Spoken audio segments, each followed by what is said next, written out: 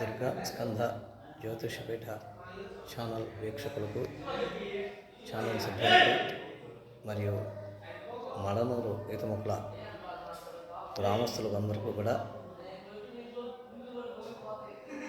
ఆ గంగా పర్వతవతిని సమేత జ్వాలాముఖి సహిత రామలింగేశ్వర స్వామి యొక్క కృప అందరికీ కలగాలని మనస వాచ కర్మణ త్రికరణ శుద్ధిగా ఆ స్వామివారిని మనస్ఫూర్తిగా కోరుకుంటున్నాను. అదేవిధంగా ఈ కార్తీక మాసం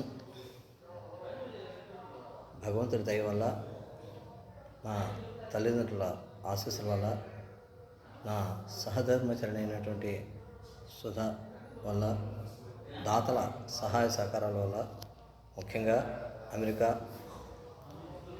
స్వీడన్,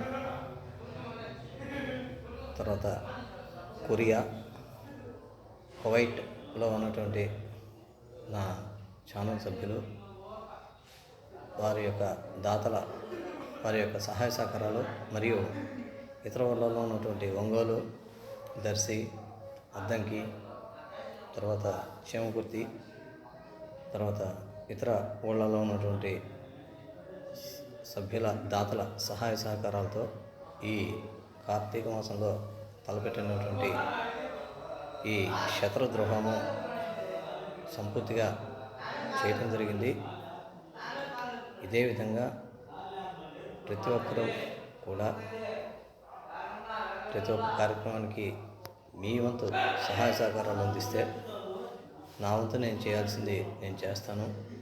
సర్వే జనా సుఖినో భవంతు అనేటటువంటి ఉద్దేశంతోనే ప్రతి ఒక్క కార్యక్రమం చేయటం జరుగుతుంది.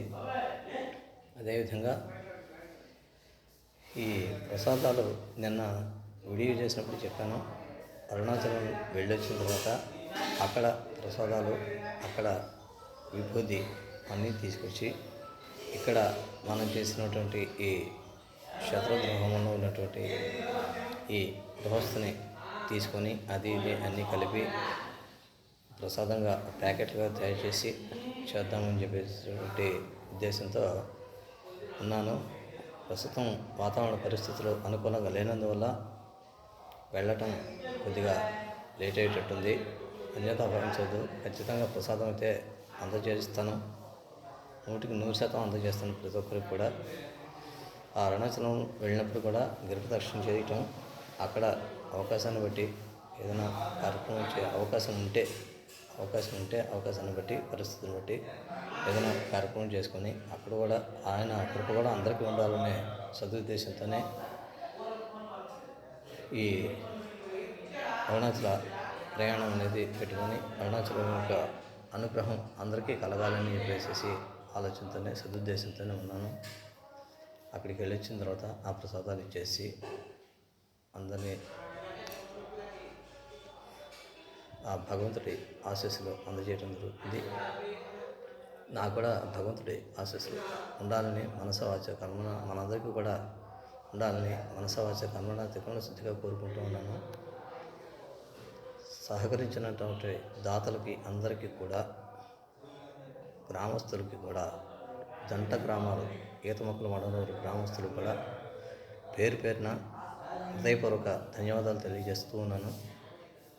అదేవిధంగా ఇదే విధంగా ప్రతిసారి కూడా సహకరిస్తారని చెప్పి కోరుకుంటూ సెలవు తీసుకుంటున్నాను. స్వస్తి.